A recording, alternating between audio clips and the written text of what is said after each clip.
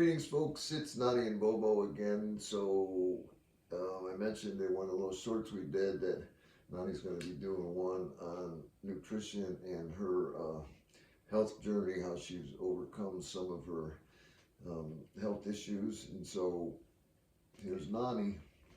Hello, very briefly. Around 38, I started to really suffer with a lot of stomach aches, and I knew nothing about eating right. But I knew that fast food was just not working. By 48, I was so sick, I was dropping all kinds of weight. Let me make one quick point on fast food. Um, Many years ago, when I was in law enforcement, we ate at Burger King and McDonald's probably every day, especially Burger King, because they'd like us around there because they'd get robbed, and if we were there, they wouldn't get robbed. So, um, super high sodium, garbage food. One day I was at the hospital talking to a doctor I knew in the ER, and I said, "Man, I got these headaches." And then he said, "Sit down." So he took my blood pressure. He wanted to admit me it was so bad, and it was from the fast food. Go on. So by 48, I was so sick, dropping all kinds of weight. Couldn't, I knew something wasn't right. Went to the doctor. He looked at me, said, "What do you think it is?" And that was when that term acid reflux started really becoming popular. I said, "I think I have acid reflux." He goes, "Yep, you do. Here's some pills." Went home and I thought in my brain, I'm not No, he's gonna. not a big pill I'm fan. not a pill person. I'm not going to take these. I took it long enough to calm it down, and then I started to do my homework, research, read. I ended up taking some enzymes I had seen, and that started to help. But little by little, I couldn't find what the real secret to how to get. I knew something wasn't right in my gut, but I didn't know exactly what to do. I had two endoscopic procedures done on me because they were so sure. I was so sick all the time. I couldn't eat. I just couldn't do anything. And they kept saying, "We're going to find that thing is so irritating. We're going to find cancer." And I said, "No, you're not." And sure enough, they couldn't find anything. They couldn't give me any answers. I said, "What about a vitamin panel?" Well, they did that, found like I was low in the, I think it was folic acid, and took that. That seemed to help a little, but I just kept getting worse. Then I was becoming super sensitive to food. So then it was, okay, I'm going to go gluten-free. Helped for a little while. Then I realized I couldn't handle high histamine foods. Got rid of all those. Helped a little bit.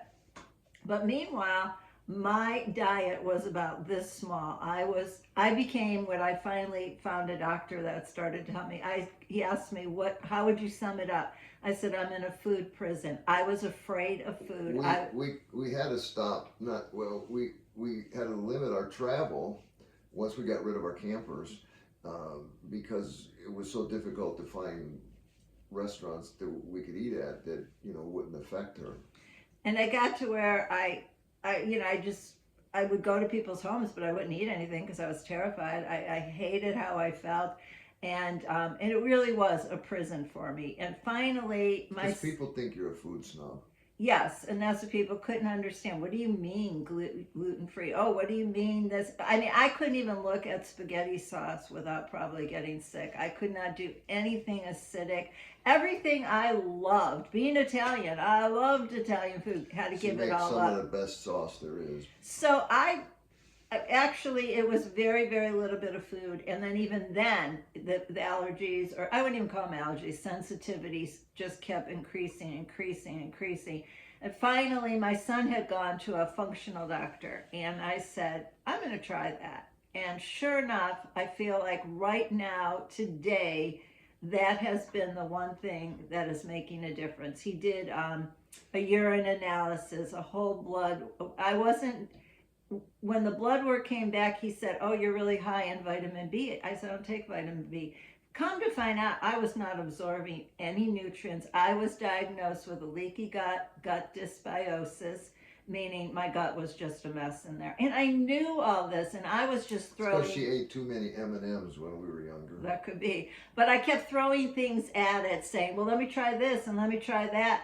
And that's what he said. He goes, no more. He's like, you don't know what's going to work. We need to get your gut healed. So he put me on a protocol where I took these two supplements that had a lot of herbs in them, and that was the healing part. Then I went on to an enzyme, and that was the other thing. I had taken a probiotic and enzymes for probably 25 years, but I wasn't taking the right ones. And so that's why I believe I prayed and prayed and prayed, and I really believe this was the answer that God sent my way, because he was able then to do a urine analysis and then a stool sample analysis that he was able to break down and say, here, this is what's missing, this is what you're not doing.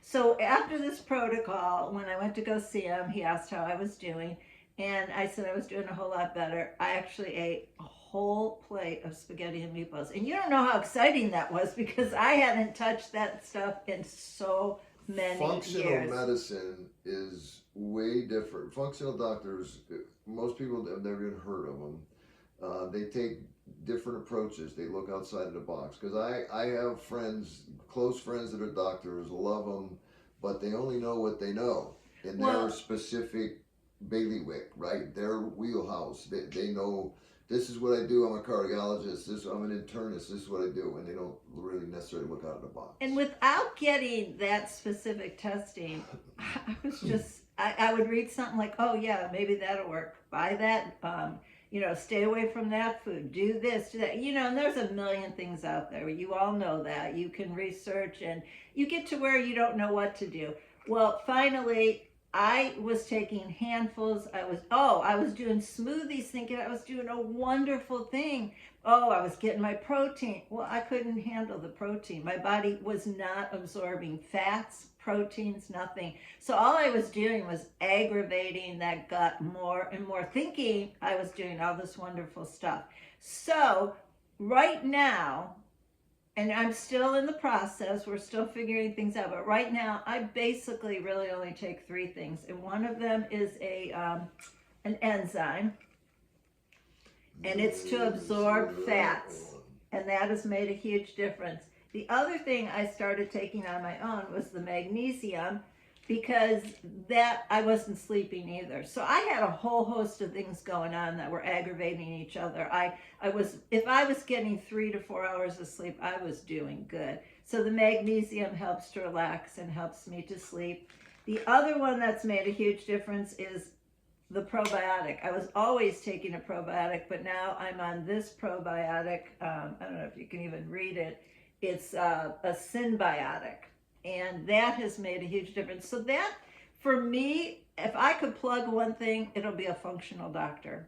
However you find one, I know they're not always easy to find where the insurance will cover it. So these are natural things. Like I said, Susan's not a big fan of the pharmaceutical industry.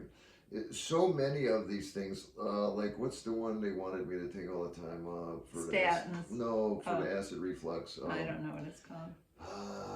Clomidine? No. But at any rate, it's the typical stuff, and I'm sorry, I can't think of it. I probably will before it's over. But there's so many side effects to those things, and so many of us.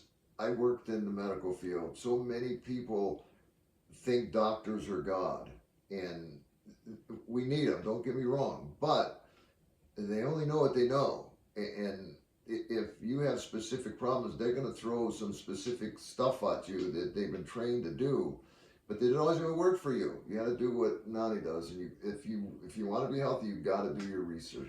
You have to be your own advocate. Let's just say that. And we're not criticizing a doctor. My goodness, I have gone to them. They come in handy. But when it came to this specific issue, there was only certain things they would throw at me, and that was the acid medications. Well, I'll tell you, I'm sorry, I gotta get this in, but the acid reflux, people think it's just heartburn, right? Oh, you got heartburn. Yeah, I got that. No. Let me tell you, I don't know, a year or so ago, during the day, I kind of got some indications, maybe I'm having a heart attack. Felt like somebody was punching me from inside in the solar plexus, but it subsided. So later that day, I'm down in my shop, and it hits me again, and it hits hard. I mean, somebody's beating me up from inside. I come upstairs. I said, I think we need to go to the hospital. I think I'm having a heart attack. Go to the emergency room. Lo and behold, acid reflux. And I'll just tell you this, I already knew that, but he needed to find that out because he's extremely stubborn in No, listening I to don't know. changes. But that's his journey. He's got to figure those things out. I will tell you, he accepted to go to the functional doctor too, and they're doing a lot of changes for him because he believes he can help him with his kidney stones, his dermatitis, Hundreds of things them. that he has struggled with his whole life, and they believe they can help that because again, you're lacking certain things in your body. You have no way of knowing unless they do a deep test. And I'm not telling, this is not any advice. This is just my journey. I just want to make that clear. Don't go out and buy what I Yeah. do. For me, cleaning up the gut and getting that healed, I noticed my skin is not as dull. It's brighter. I noticed headaches. I woke up every day of my life with a little bit of a headache. It could have been very, very slight, but it was always there. I don't have that anymore. If I get one, it's because there's drastic change in the weather or for whatever, but rarely, rarely. But that was a constant. Famotidine, that's what it was that you take for acid reflux. And I can't take Tylenol and ibuprofen or nothing, so I would just suffer with headaches. I had allergic reaction to all of that, which at the end of the day turned out to be a good thing because now we know those aren't the over the counter things aren't always the greatest. But again, I just want to emphasize this is not any advice of you. The This is advice, living life with Nani Boa. This is this what is we our do. journey. Right. But the advice I would give is I can't tell you how much I want to emphasize this. Be your own Right. advocate. And that's what I did for a living at the VA. I was a patient advocate. And trust me, people, especially our age, whatever a doctor tells you to do, man, that's what I got to do. And And I'm not saying that's wrong, but it might not always be the right thing. I've talked to people and they said, well, the doctor said, and I was, did you question that? Did you ask why? Did you ask for other alternative, maybe program or something? And they're like, no, the doctor said. And I got to tell you, my family doctor loved her. She is retiring, but I loved her. But she would just laugh because everything she'd say, well, you should get bone density. And I said, why? I'm not going to take the bone density medications.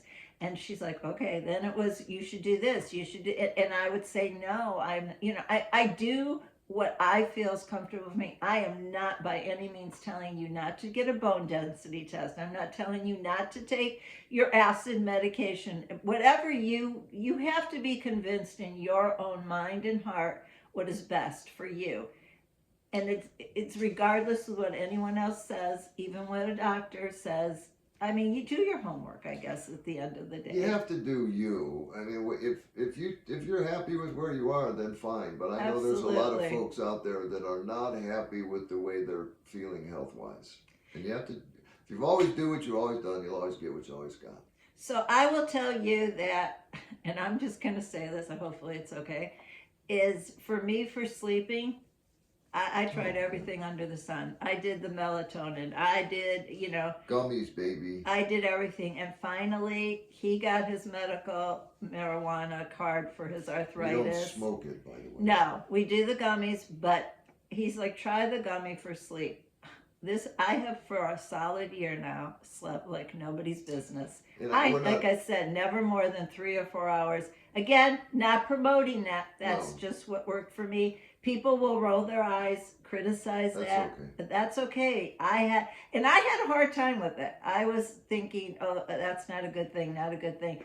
But sleep, as you will know and read, is the most important thing you can do for your body. I'll tell you this, that so I'm getting ready to have surgery on this wrist because it's destroyed.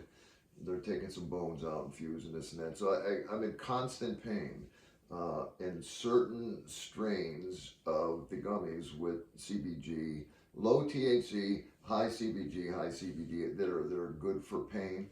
I'm not telling you to do it, but I'm saying for me, it makes it much easier to get through the day. And that's the thing.